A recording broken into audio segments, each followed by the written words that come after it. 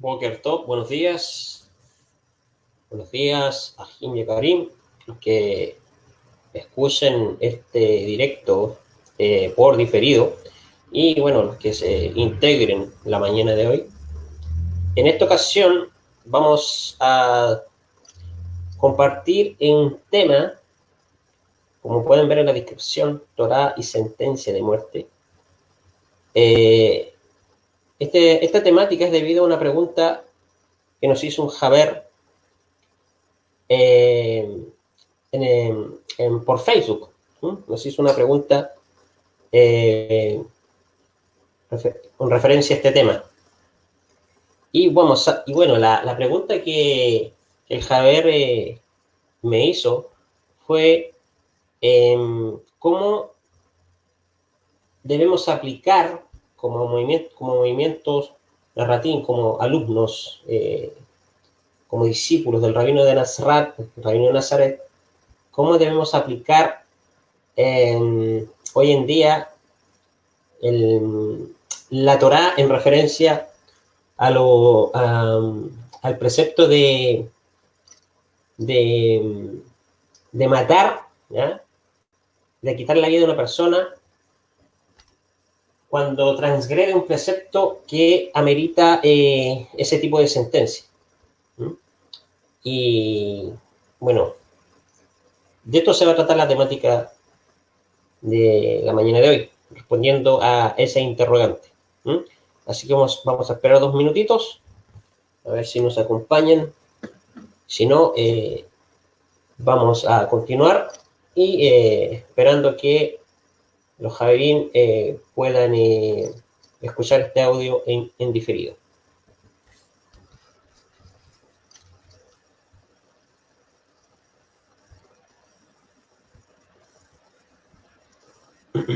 Bueno,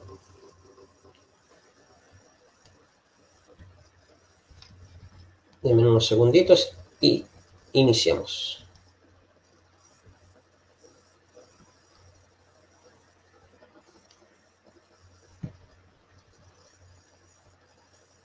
Entonces, como les estaba diciendo, esta pregunta la hizo un Javer. Y bueno, la pregunta es si la Torá no ha sido abolida, debido a que se nos transmite en muchos pasajes de los Kitvet Talmidim Rishonim, de los escritos de los primeros discípulos. Se nos transmite de que la Torá no ha sido abolida, como muchos creen, dentro del cristianismo, sino que, como dijo el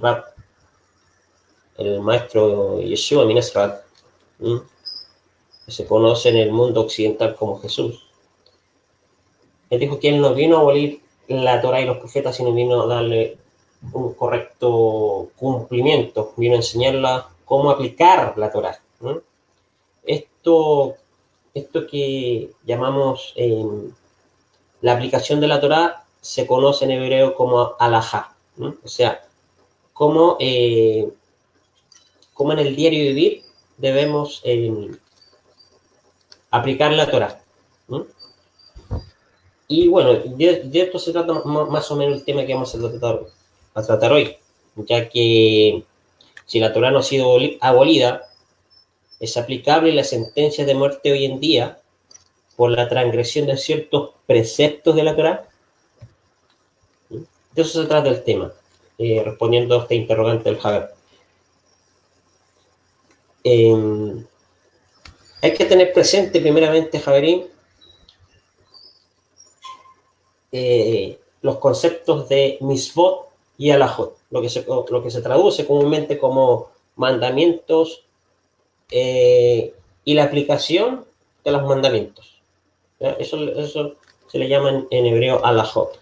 Eso en plural, alajot, alajá en singular.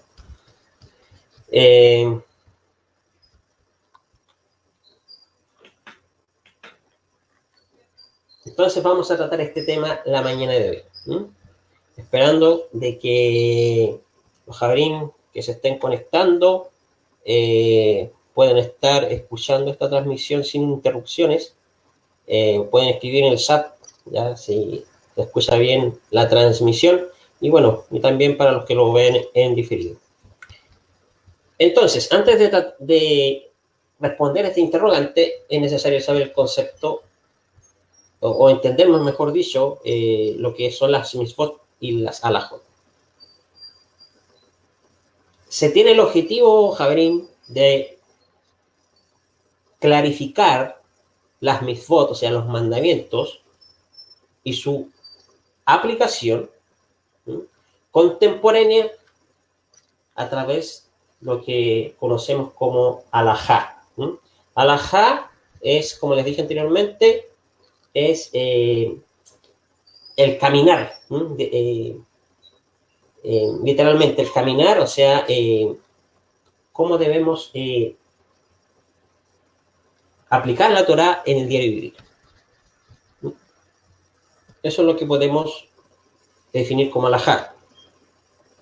Pero esta halajá debe estar basada en el espíritu de la Torá.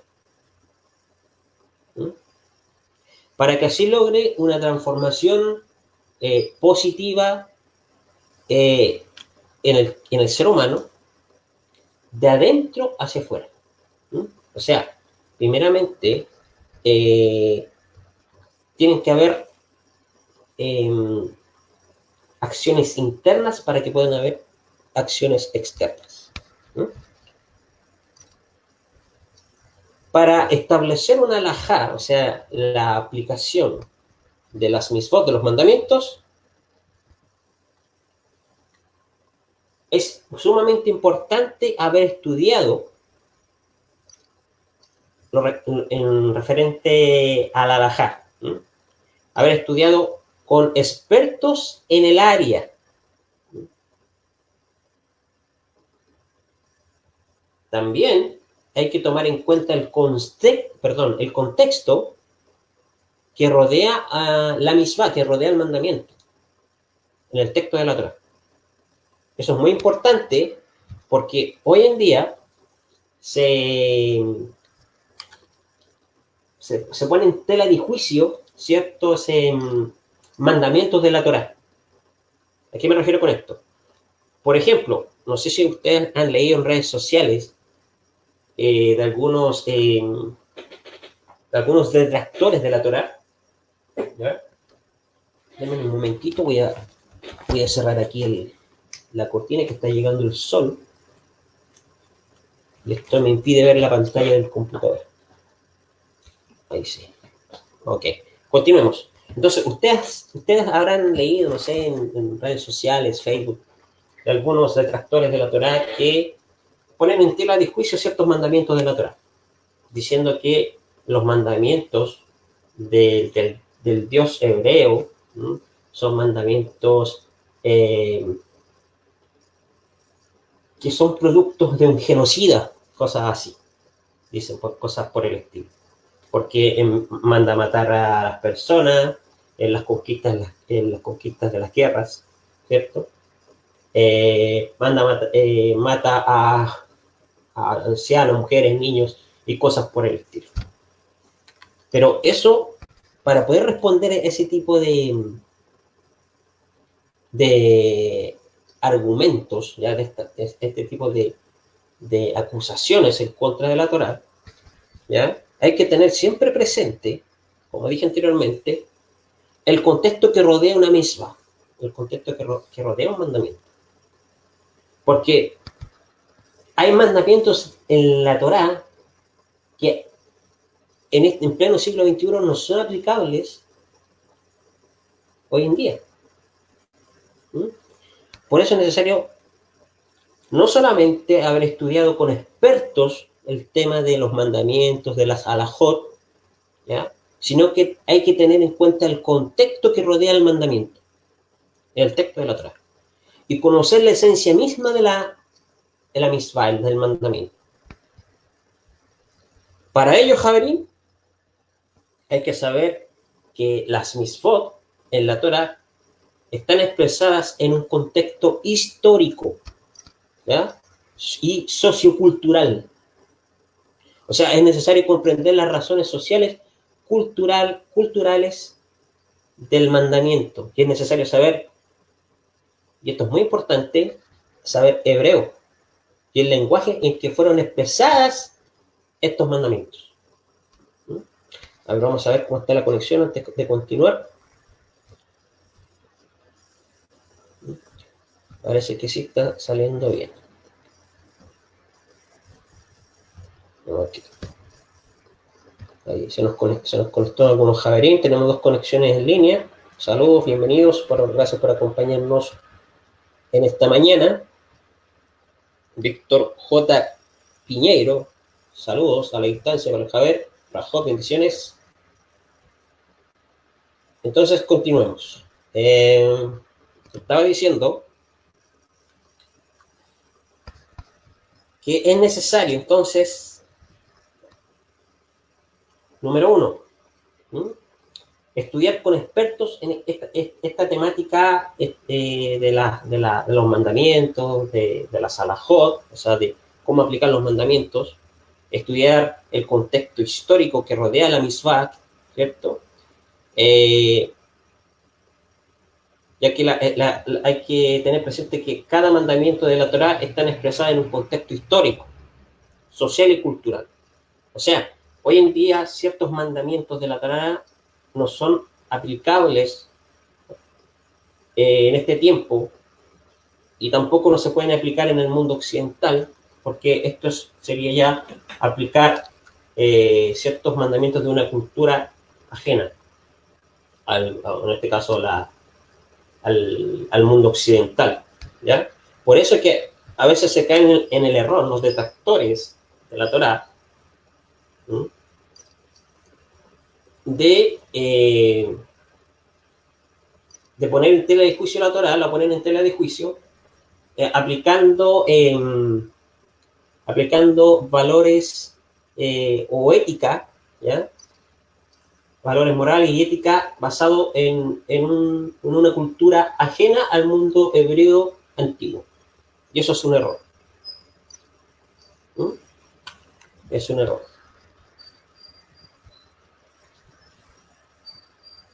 Y lo otro que es importante, como dije, es aprender hebreo.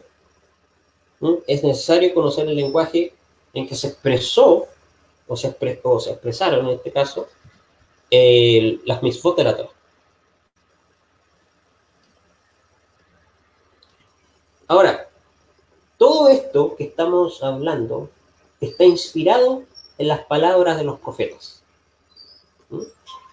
Como dice, por ejemplo, el profeta Jeremías Hanagí, Jeremías es el profeta, en el capítulo 31, versículo 31 en adelante, dice: pondré mi Torah dentro de ellos y en sus corazones la escribiré. También nos dice el profeta Ezequiel, en el capítulo 36, versículo 26 al 27, les daré un nuevo corazón y pondré un nuevo ruach, o sea, una nueva inspiración divina.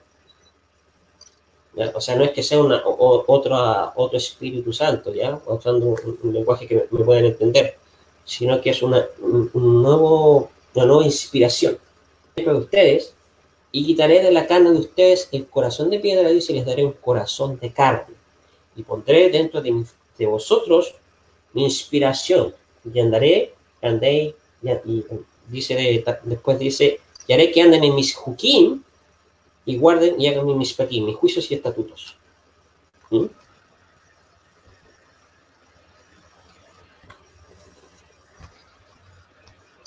Ahora, Javier,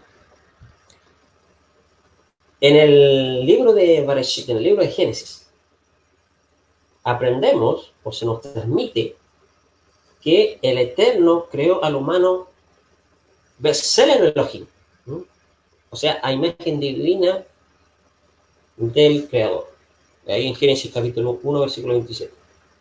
Esta imagen no es una imagen física, obviamente, ¿ya? Está hablando en sentido espiritual, o sea, en otras palabras, se refiere a los atributos de Hashem. ¿Sí? Entonces, ¿de qué manera podemos percibir Selen Elohim, imagen de Dios? Esta imagen divina se manifiesta en lo que conocemos en hebreo como midot. ¿Sí? O sea, las midot son los rasgos, las características, los atributos o cualidades, ¿ya?, que puede tener una persona. Y en razón a estas midot es que fueron dadas las misbot, o sea, fueron dadas los mandamientos. Porque las misbot tienen el propósito de perfeccionar las midot, de perfeccionar nuestros rasgos, nuestras características, nuestros atributos, nuestras cualidades. ¿Sí? Por lo tanto, para lograr este objetivo, es necesario que aquel que practica las misbot, que practica los mandamientos, necesita conocer ciertas cosas, ¿no? Voy a enumerarlo primero. ¿Sí? Número 1. Necesita conocer las razones de cada misma, porque este conocimiento creará la conciencia necesaria para perfeccionar las midot, ¿sí? O sea, perfeccionar las cualidades, los atributos. El Eterno creó al humano, al Adán, con raciocinio. Por lo tanto, cuando uno pregunta, ¿ya?, acerca de enseñanza de la Torá, de algún versículo de la Torá, etc., esto no es un acto de rebelión, sino un acto natural del ser humano que desea saber, que desea comprender. Número 2.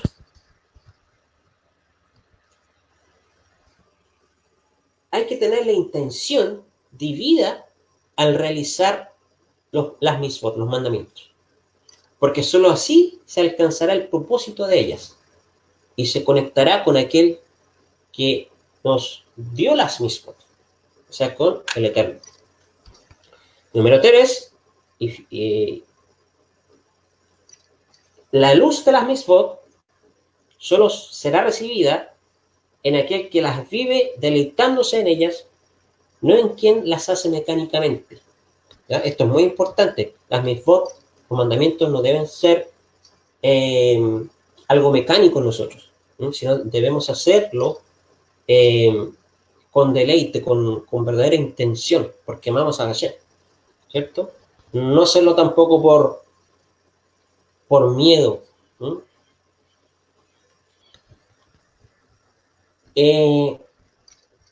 Ahora, dentro de las preguntas que me hacía el Javier, él, por ejemplo, ponía como ejemplo el tema de la mujer adúltera que iba a ser apiedrada. ¿No?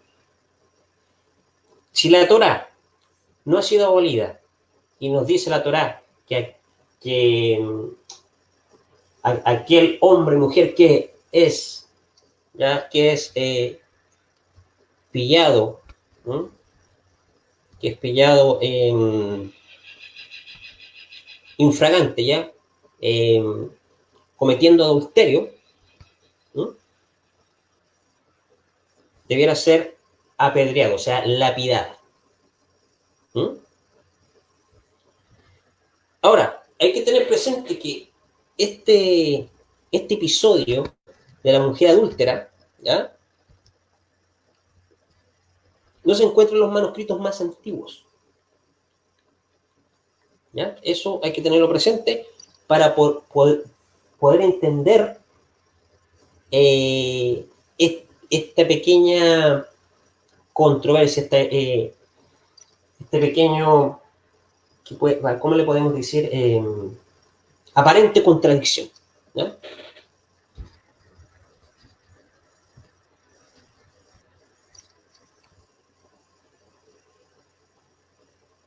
Los estudios de la crítica textual, ¿no?, nos informan que este es un texto que ha sido añadido a los relatos de los evangelios, muy posterior a su fecha de redacción. Las evidencias textuales de que tal relato es una adición tardía son, por decirlo de esta manera, aplastantes. Una enorme cantidad de manuscritos completos y antiguos, de lo que conocemos como la Biblia, ¿ya? Eh, carecen, ahora no en su totalidad, pero sí carecen de alguna mención histórica, ¿ya? ¿Por qué digo esto? Porque muchos de los relatos del Tanaj, de la Biblia, no son hechos históricos, ¿ya? Sino muchos de los relatos son midrashim, son historias, narraciones que nos quieren transmitir una enseñanza ética, moral, ¿ya? Ahí nos están comentando los Javerín, dice, así lo transmitió el Señor Yeshua, pero lo que importa es la intención, la cabana, lo importante y deseable es obrar, exactamente. O sea, ¿qué estaba diciendo? Me estuve perdiendo.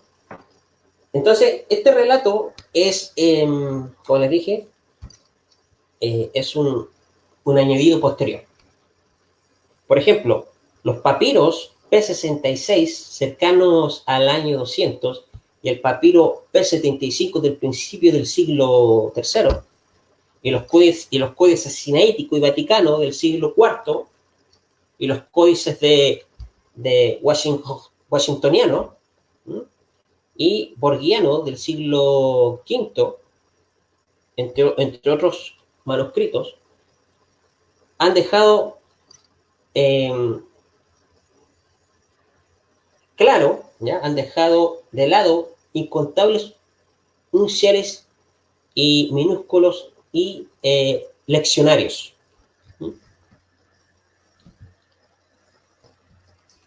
También está omitida este episodio de la mujer adúltera, está omitida por las traducciones siríacas, góticas, armenias y georgianas.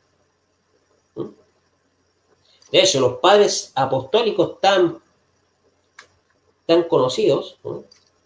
Como Clemente de Alejandría, Tertulianos, Orígenes, Cipriano, Juan Cristómos, Cirilio de Alejandría, entre otros, no mencionan ni comentan este relato o incluso lo cuestionan.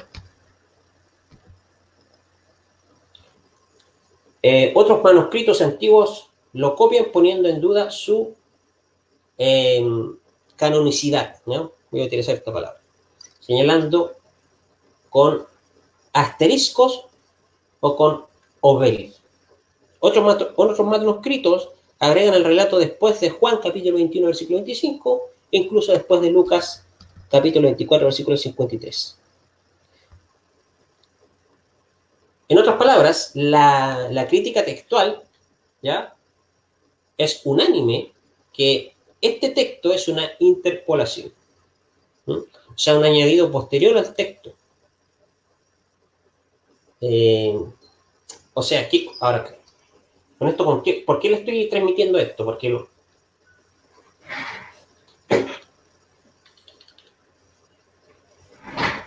qué les quiero transmitir esto? Porque de esa manera vamos a comprender mejor la pregunta del Javier y de esa manera vamos a dar una mejor respuesta. ¿Ya? Entonces, ¿por qué hoy en día los judíos en la actualidad no practican esto de la lapidación? ¿Ya? ¿Por qué no lo practican?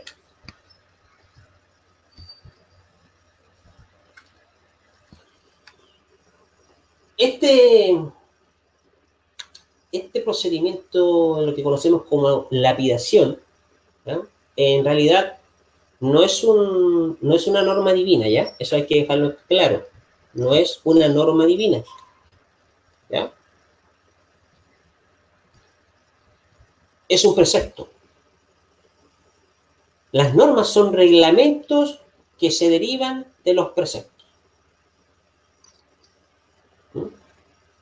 Por ejemplo, de acuerdo a la Torah oral, lo que conocemos como la Mishnah, Talmud, etcétera, etcétera, etcétera, o, y de los dictámenes de los rabinos, del Sanedrín, ¿ya? esto es la definición, ¿ya? De, de esta, por decirlo de esta manera, de este acto, ¿ya? De establecer un juicio que provoque muerte a tal persona, ¿ya? Es un precepto, ¿ya? No es una norma divina. La lapidación no se producía como una revancha de locos salvajes sedientos de sangre, ya que muchos, al ver el relato, por ejemplo, que vemos aquí de la mujer adúltera, al leer este relato se piensa de que cuando pillaban a la mujer adúltera en pleno acto o a un hombre, ¿ya? Los sacaban afuera y los apiedraban al tiro. No, no, ese no es el procedimiento. ¿Ya? Eso hay que dejarlo claro, no es el procedimiento. Por eso, se llega a la conclusión de que este episodio es una añadidura posterior, ¿ya? De hecho, las personas lapidadas por adulterio habrían sido contadas con los dedos de las manos eh, durante, en estos 2000 años, ¿ya? O sea, son pocas las personas que se mencionan en la Torá que han sido lapidadas en el pueblo de Israel. O sea, al ver cuando nosotros leemos esta inserción, ¿ya? De la mujer adúltera, ¿ya? Se piensa, ¿ya? En la idea de que el pueblo de Israel es un pueblo sanguinario y que el Dios de Israel es violento, es sanguinario, pero esta idea se disipa cuando comprendemos mejor los acontecimientos, ya cuando entendemos mejor perdón, no los resultados, sino cuando entendemos las escrituras. ¿Sí?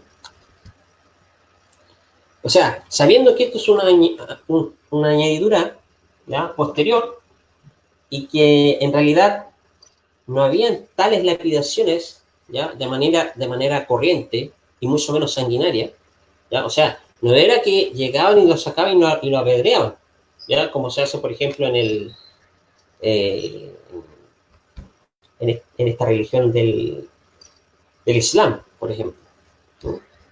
No, en el pueblo de Israel no se hacía de esa manera. Lo que se hacía, ¿ya?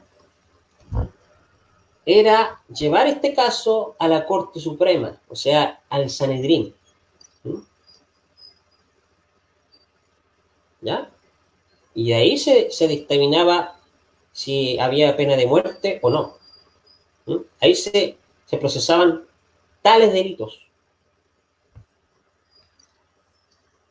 Entonces, hoy en día, al no haber Sanedrín, ¿ya? Al no haber una corte rabínica, ya no se dictaminan penas de muerte ni se procesan tales delitos. Por esa razón, hoy en día, en el judaísmo, no se lapida a la gente y no hay penas de muerte, porque no hay una corte rabínica. En el caso de los discípulos del rabino de Nazaret, ¿ya? En este caso, hoy en día no existe el Beit Din de Jerusalén, ¿ya? El Beit Din de los Nazarín, de los nazarenos, los discípulos del rabino de Nazaret. Al no existir el Beit Din, tampoco podemos aplicar este proceso de sentencia, ¿ya? Entonces, ¿cómo debemos proceder nosotros ante esto? Lo que tenemos que hacer es aplicar lo que conocemos como el Gesed. El Gesed, que es Gesed, perdón, es lo que se puede traducir al español como bondad, ¿ya?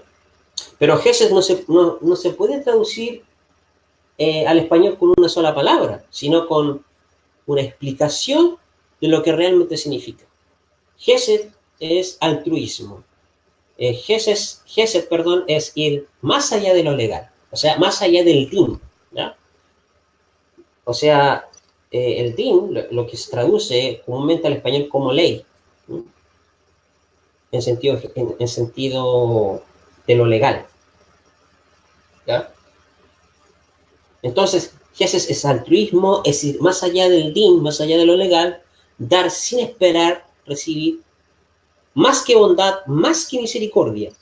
De manera que uno que hace Gesed ya es llamado Hasid, o sea, es llamado un piadoso, un alguien altruista. ¿Ya? Esto en plural lo conocemos como Hasidim. El concepto de Gesed está presente en casi todas las enseñanzas de nuestro Rab, Yeshua Mines Rab. Pues como él mismo dijo, es una de las bases de la Torah. ¿Mm?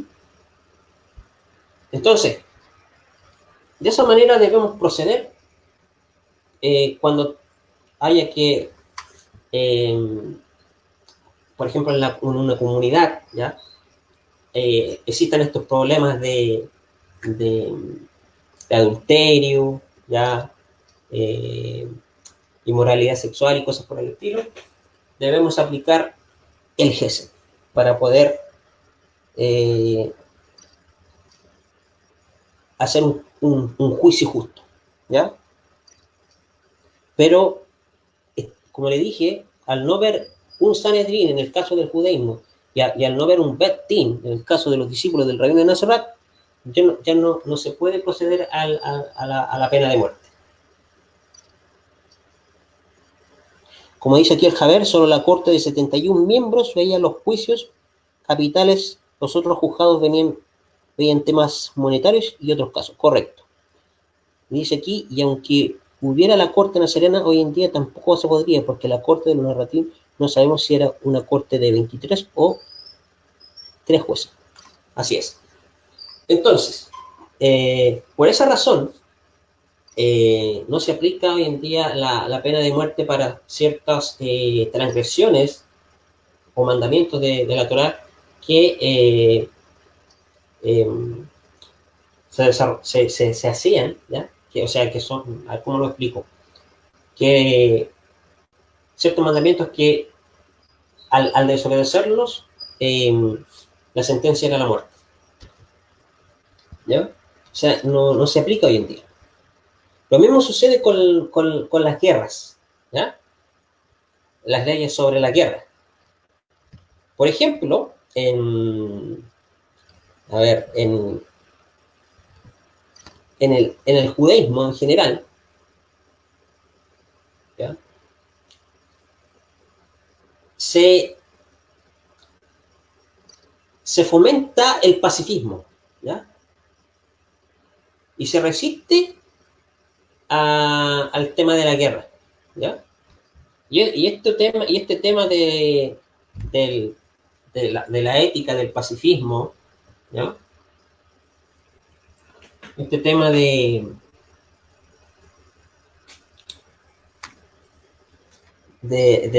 la resistencia a la guerra se ha convertido últimamente, Javirín, en tema de mucha discusión y debate. ¿Ya? Usted, no sé si han leído las redes sociales, yo he leído un montón de comentarios con respecto a este tema. Y por eso se pone en tela de juicio la Torá, ¿ya? Porque se menciona relatos de guerra, de matanza y cosas por el estilo, donde se menciona en la Torá de que eh, se menciona ahí que se arrasa por completo con una ciudad ahí y, y hay muerte de niños, hay muerte de mujeres, de ancianos, y etc. ¿Ya? Pero, como les dije anteriormente, hay que leer el contexto de estos pasajes. ¿Ya? Hay que leer el contexto. Nos dice en el Sanedrín, ¿ya? En el Talmud, en el 37a, quien mata a un solo ser humano es como si matara a toda la humanidad. O sea, la guerra no exime la responsabilidad moral frente al asesinato. Eso es lo que nos está diciendo este pasaje. ¿Ya? A ver, voy a ver el chat. Si hay algunos, no, no hay comentarios al respecto. Entonces, como les dije anteriormente, este tema del pacifismo judío, de la resistencia a la guerra, se ha convertido en un debate. ¿Mm? Sin embargo, la mayoría de estos debates se concentra alrededor de principios morales generales en los cuales el judaísmo, entiéndase el judaísmo como el estilo de vida de los judíos en base a la Torá y los profetas, ¿ya? Los cuales el judaísmo ha permitido un amplio espectro de opiniones. ¿Ya? O sea, existen muchas opiniones con respecto a este tema.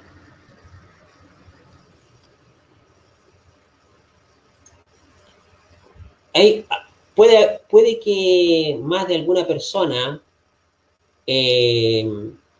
pueda argumentar que mucho de esto es un asunto de interpretación personal y que la guerra bajo ciertas circunstancias, Javier, es tan justificable en el judaísmo como en la posición pacifista. La única pauta a la que el judaísmo otorga una autoridad inequívoca como es la halajá. O sea, la halajá, como dijimos al principio, el cómo aplicar la Torá.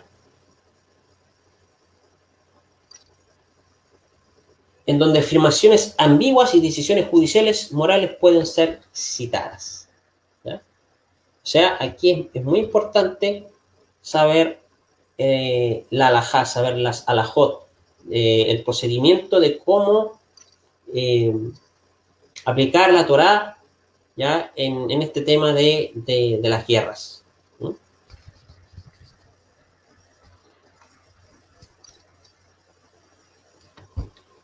La pregunta halágica principal involucra en cualquier discusión acerca de la guerra, se relaciona con la pérdida de la vida humana.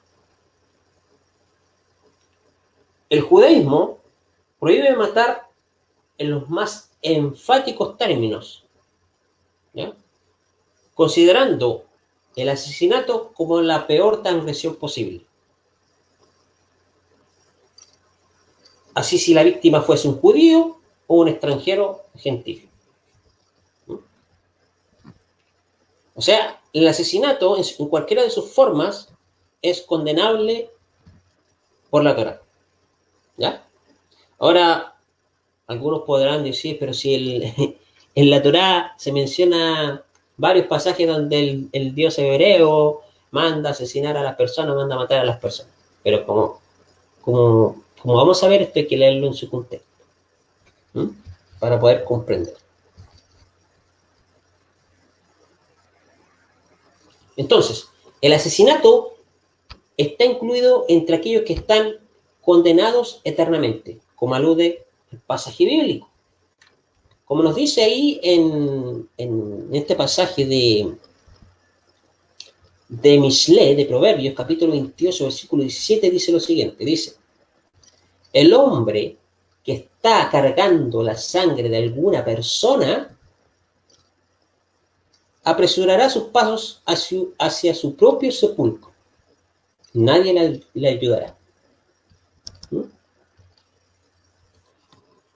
Y Javerín, el Talmud llega más lejos con respecto a esto.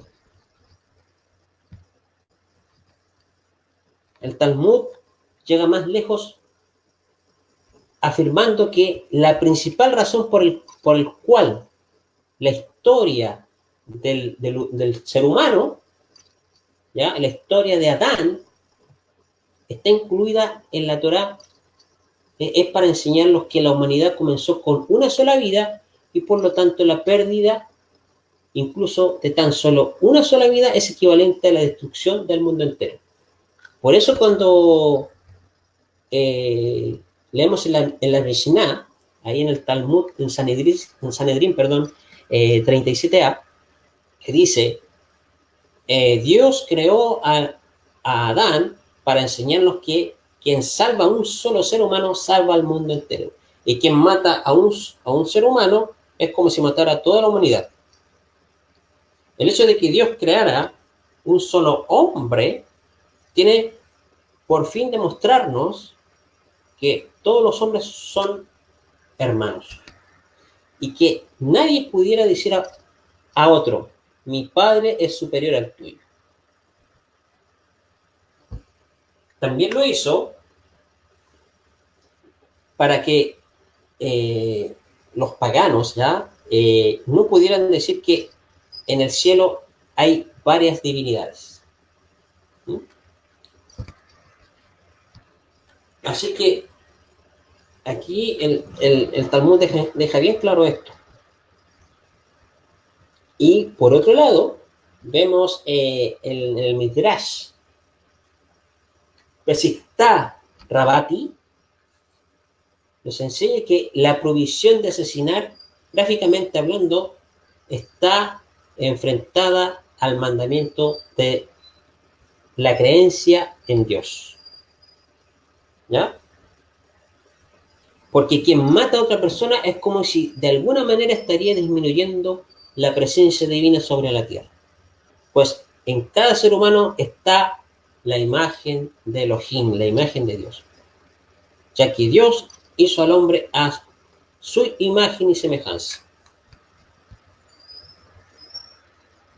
Entonces, el asesinato es uno de los 3 pecados capitales, los cuales no deben ser violados incluso para salvar la propia vida.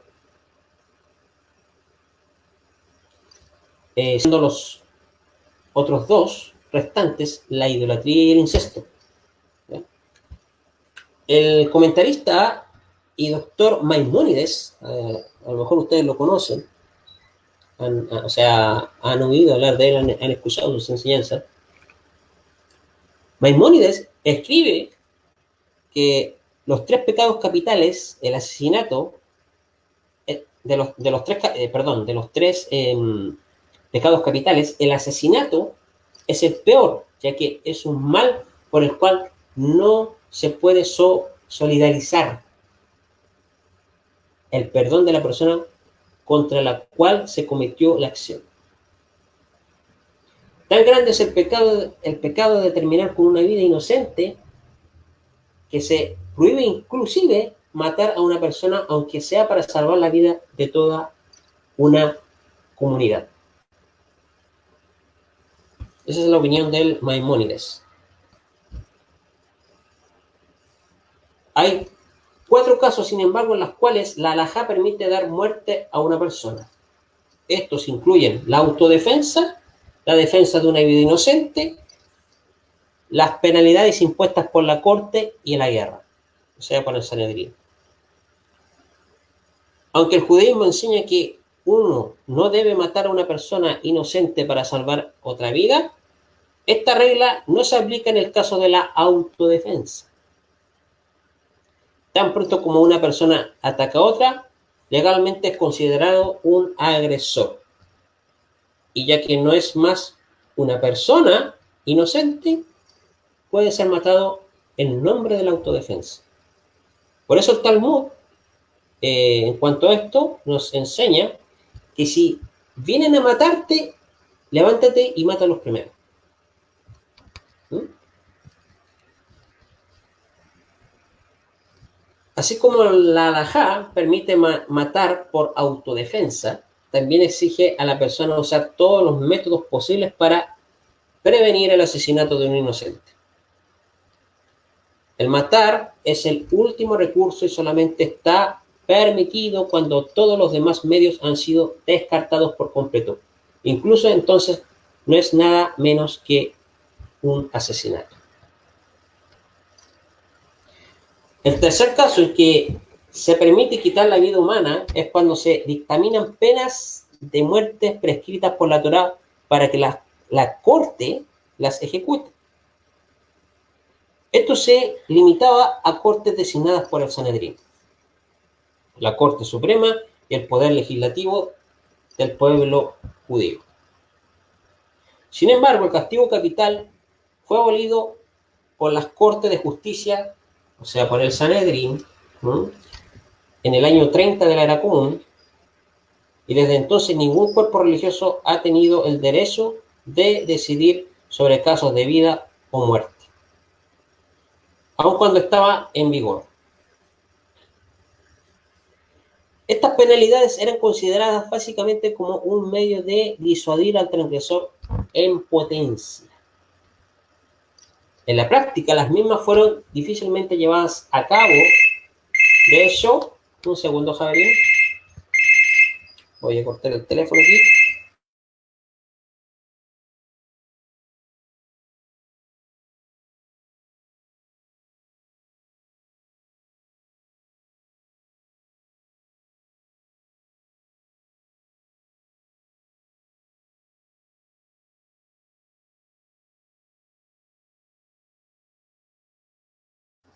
Ok, descuelgue el teléfono mejor para no tengamos interrupciones. Entonces, como les decía,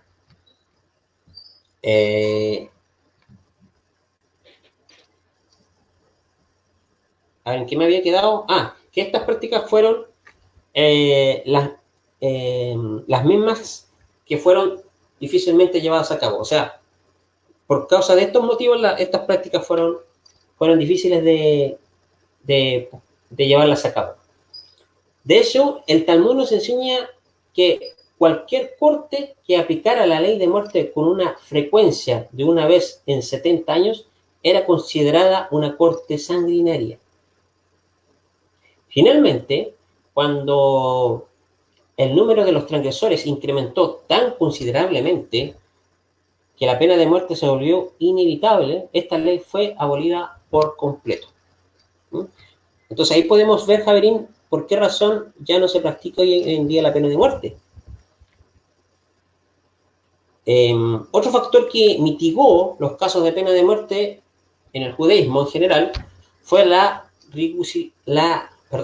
cuesta pronunciar esta palabra, rigurosidad de las reglas de evidencia para los casos capitales, lo cual hacía virtualmente imposible para las cortes llegar a sentenciar a muerte a un individuo.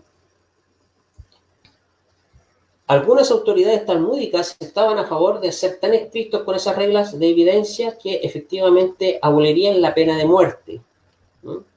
Otro factor adicional era que estas penas no eran ejecutadas por verdugos profesionales, sino por el testigo principal en el caso, disuadiéndolo así de testificar a menos que la evidencia fuera tan abrumadora que demandara dicho castigo.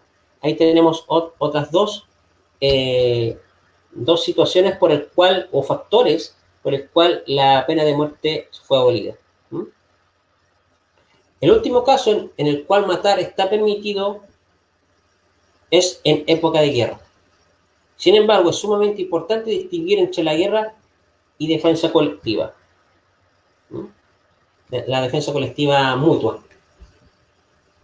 La opinión de la halajá en cuanto a la defensa mutua es simplemente una extensión de aquella que representa a la defensa individual. Así como un individuo puede matar a su agresor en un acto de autodefensa, así también los habitantes de una ciudad o nación pueden matar a los integrantes de la fuerza agresora para salvaguardar, ¿ya?, sus propias vidas. Del mismo modo, los habitantes de una tercera ciudad pueden pelear y matar a los miembros de la fuerza agresora para salvar a la población sitiada. Entonces, la guerra es algo totalmente diferente. En el caso de guerra, los integrantes del ejército enemigo son muertos incluso cuando no están activamente entablando el ataque, mientras que en caso de autodefensa colectiva puede usarse tanto la fuerza como sea necesaria para salvar vidas. La guerra envuelve violencia y mucho más allá de esta medida. En caso de defensa, Javerín, lo que conocemos como defensa colectiva, no se debe castigar al agresor luego de subjugarlo, ¿no? Y tampoco tomar represalias contra su persona, o contra su familia, o su propiedad.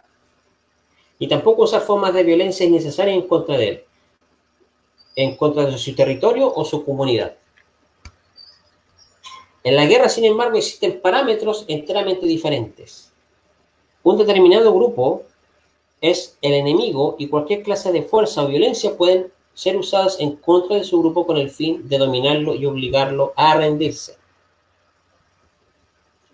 En el judaísmo, Javerín, se conocen dos tipos de guerras, ¿ya?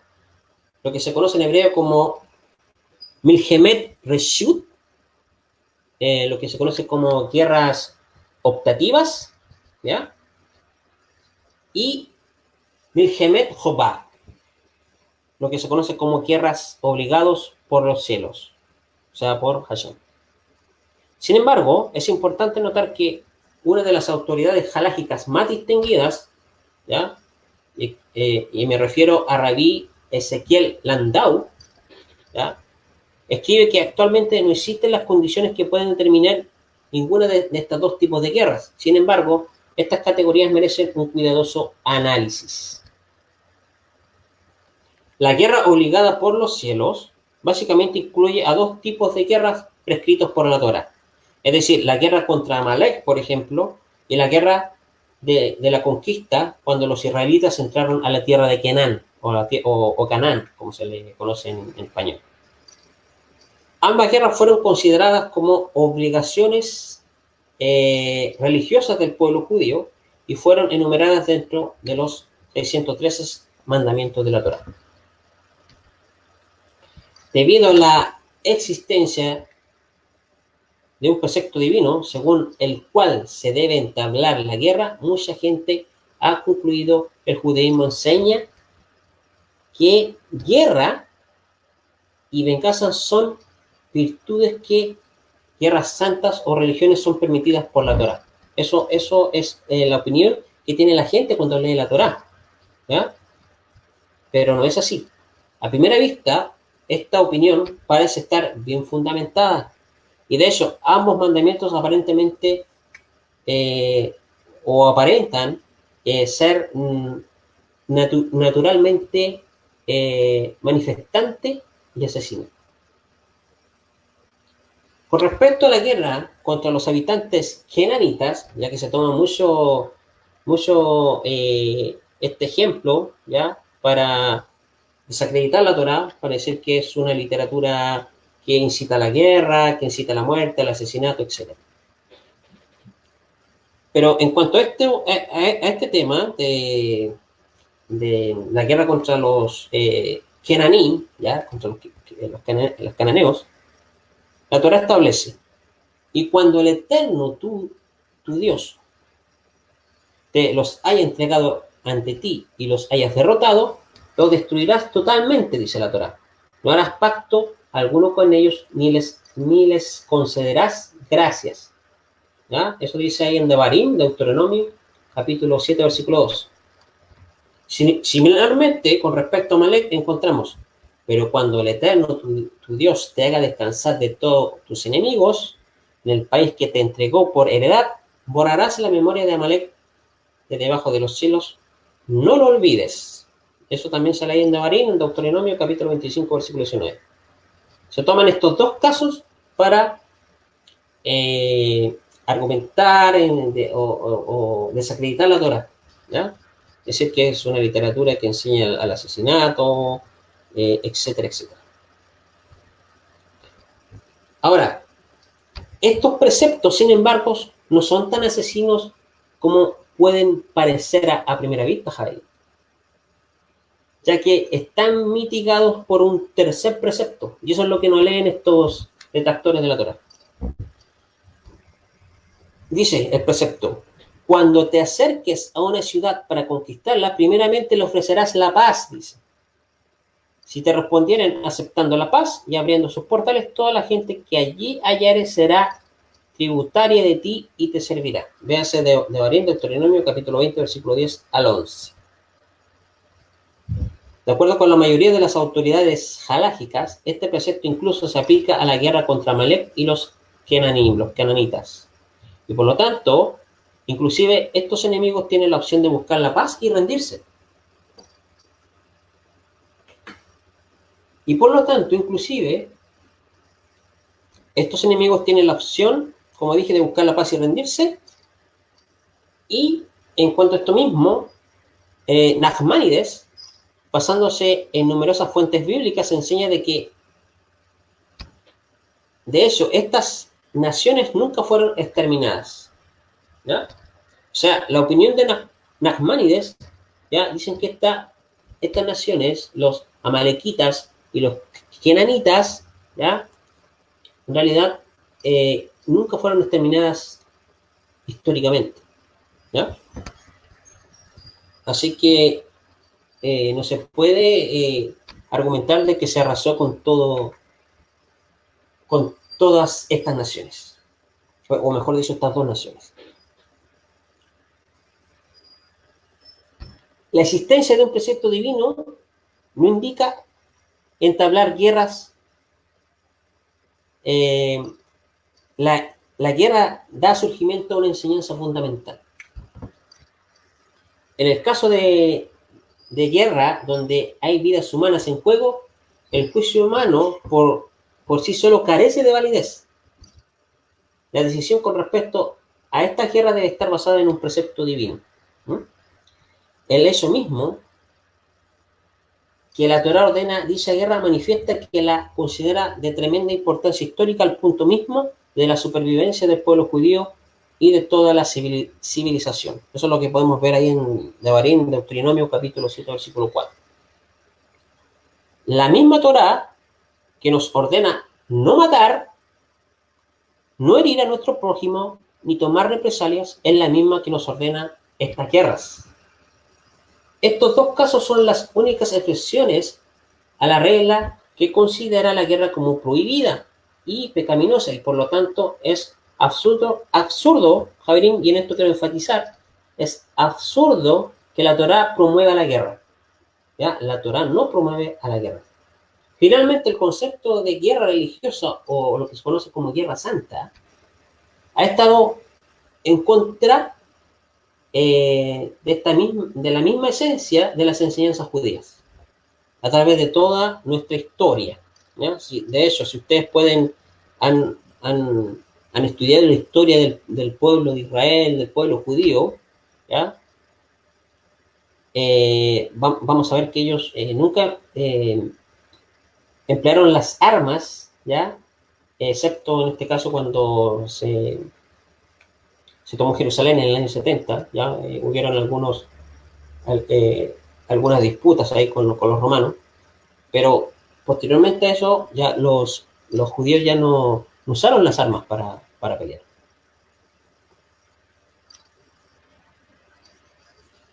¿Ya? Y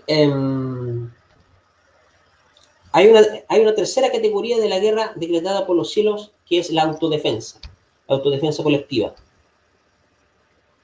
Dicha guerra, sin embargo, es en realidad una guerra de autodefensa, tal como Rabí Yehudá Gershoni lo indica. Por lo tanto, sus reglas siguen aquellas de la defensa individual. La razón principal por la cual la guerra de autodefensa es considerada como una guerra permitida y obligada por los cielos, o sea, obligada por Hashem, es porque puede ser entablada sin consultar a una corte rabínica. Un momento, Javirín, al tiro estoy con ustedes.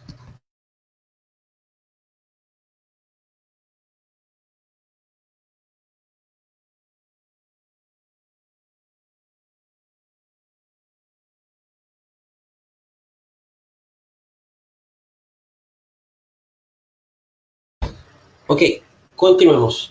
Entonces, les estaba diciendo que la principal razón por la cual la guerra de autodefensa es considerada una guerra permitida y obligada por el Eterno, y es porque puede ser entablada sin consultar a la corte rabínica, al Sanedrín, como en el caso de la guerra que envuelven a Amalek y a los cananitas.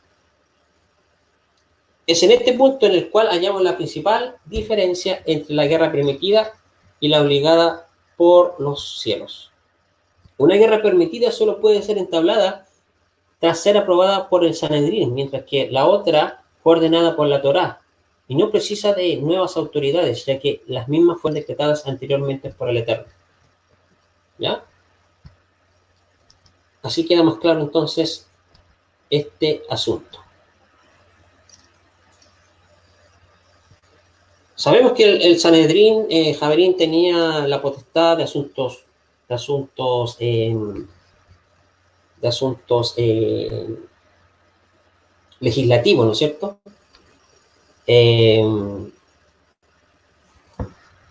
Y legislaba en todas las áreas del país.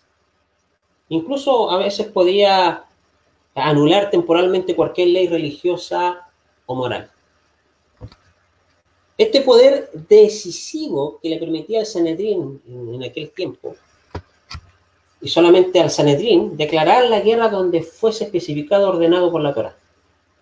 La guerra es inherentemente prohibida por la halajá, ¿ya?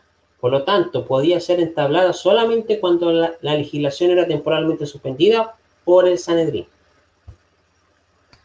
Al declarar la guerra, el Sanedrín debía abolir provisionalmente muchos preceptos, incluyendo aquellos que prohibían asesinar, herir y destruir propiedades. Inclusive cuando la guerra es declarada,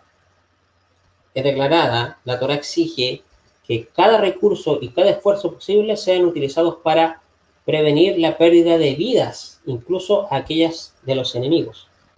O sea, podemos ver que había una ética cuando había una guerra, ¿ya? Primero, todo tipo de negociaciones a la paz deben ser exploradas. O sea, antes de ir a la guerra, el pueblo de Israel siempre procuraba la paz, ¿sí? Proponía la paz a sus enemigos, ¿ya? Segundo, está prohibido rodear por completo al enemigo, dejando de este modo la posibilidad de escape. De esta manera, cuando la guerra es permitida, al matar es solamente permitido cuando ninguna otra alternativa existe.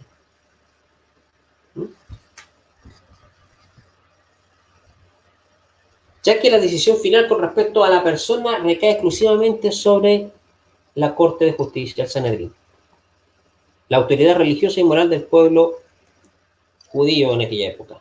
La autorización para entablar la guerra se apoyaba sobre la base de principios éticos y morales. Sin embargo, el Sanedrín ha cesado sus funciones y ningún cuerpo colectivo dentro del judaísmo posee la autoridad para condenar o permitir una guerra.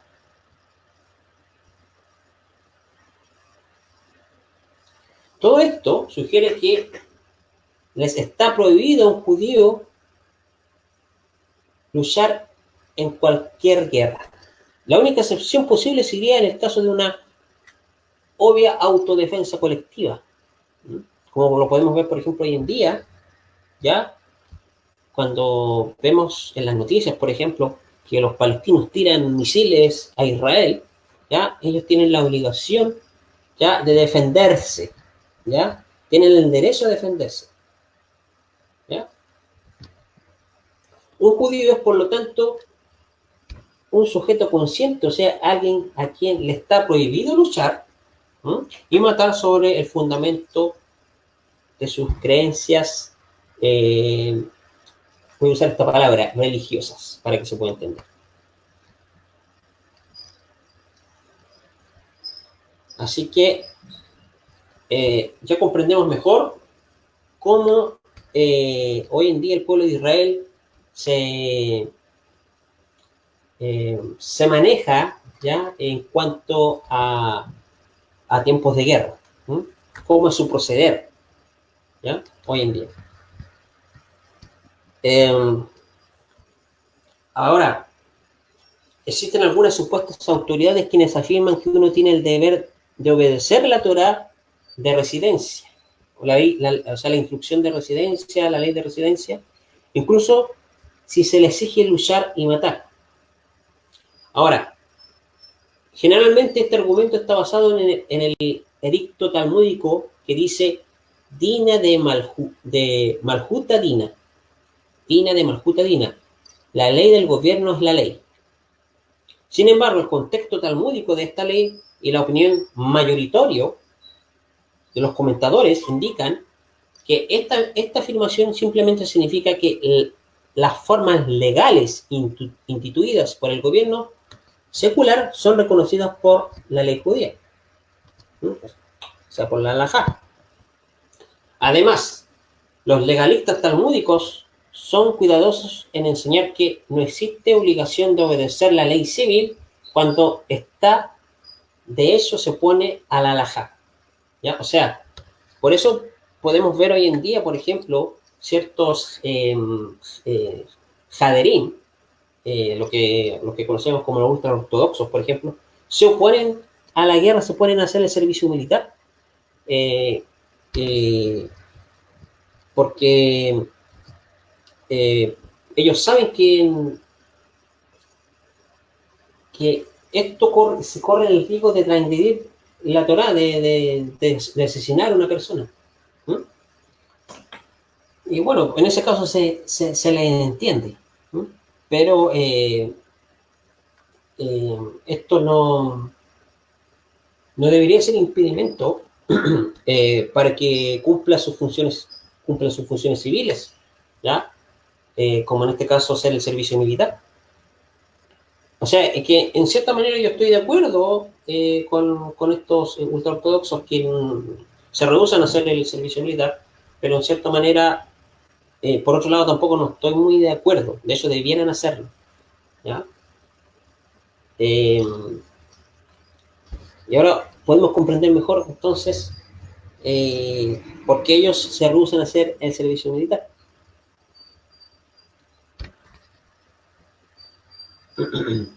Ahora,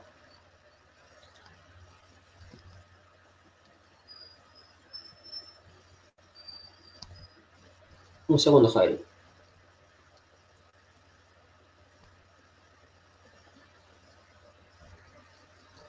¿En qué me había quedado? Ah, le estaba diciendo que, que el judaísmo, ¿ya? El judaísmo en general nos exhorta a ponernos a cualquier edicto ahí se me enreda la lengua, gubernamental, ¿ya? El cual nos llevaría a violar cualquier determinación de la halajá, ¿ya? Sin importar cuál trivial sea. Estamos exigidos a arriesgar nuestras vidas si tal fuera el caso. Esto es particularmente cierto con respecto a matar o asesinar, incluso en caso de guerra, ya que la halajá exige que uno entregue su vida antes de matar. ¿Se dan cuenta? O sea, la halajá nos transmite, nos enseña que es mejor entregar la vida antes de matar a una persona. O sea, podemos ver entonces lo que enseña el judaísmo en general, ¿ya? No es, no es una mentalidad sanguinaria, asesina, como algunos quieren hacernos creer a la gente, ¿ya?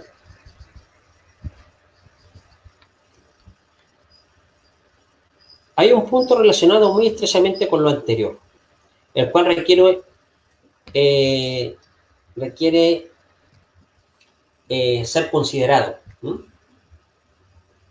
Si cualquier rabino pudiese decidir si una persona debe luchar por su país, entonces estaría dictaminando que puede resultar que otra persona sea muerta.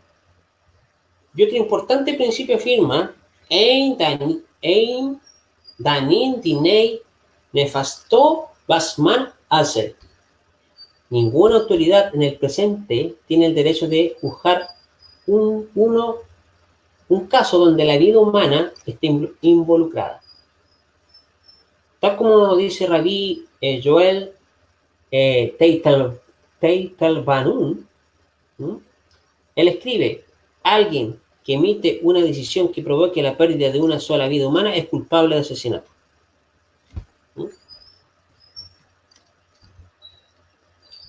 Algunos afirman que la previsión contra la pérdida de la vida no se aplica en situaciones de guerra, ya que cada soldado en el campo de batalla está de hecho peleando por autodefensa. Sin embargo, existe aquí existe un involucrado o otro concepto halágico.